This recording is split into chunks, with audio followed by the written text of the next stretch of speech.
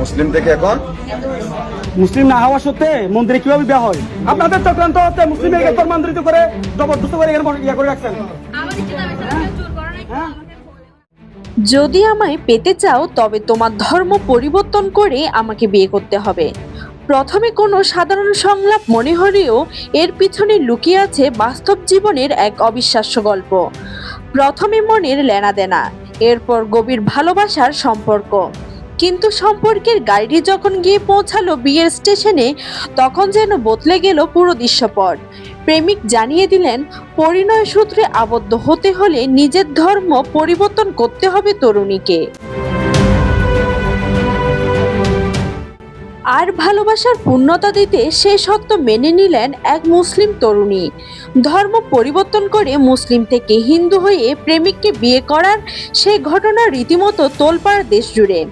এই গল্পের মূল চরিত্রের নাম মর্জিনা আক্তার মনি, যিনি বর্তমানে শ্যামলী নামে পরিচিত, যার আদিবাড়ি কক্সবাজারের রামু উপজেলার ঈদঘর ইউনিয়নের। ছোটবেলায় বাবা মাকে হারিয়ে এতিম হওয়া তরুণী বড় ভাইয়ের তত্ত্বাবধানে বেড়ে ওঠেন। পরবর্তীতে ভাগ্যের নির্মম পরিহাস, অভাব অনটনে বেড়ে ওঠার কারণে জীবিকার সন্ধানে পাড়ি জমান চট্টগ্রামের একটি গার্মেন্টসে। সেখানে কঠোর পরিশ্রমে কাটছিল তার দিন। এর মধ্যে প্রায় 1 বছর আগে তার জীবনে আসে এক নতুন মোড়।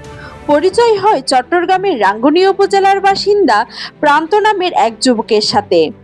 অল্প কিছুদিনে সেই পরিণয় রূপ নেয় গভীর প্রণয়ে। ভালোবাসার টানে এক পর্যায়ে ইসলাম ধর্ম ত্যাগ করে সনাতন ধর্ম গ্রহণ করেন শ্যামলী এবং বিয়ে করেন প্রান্তকে।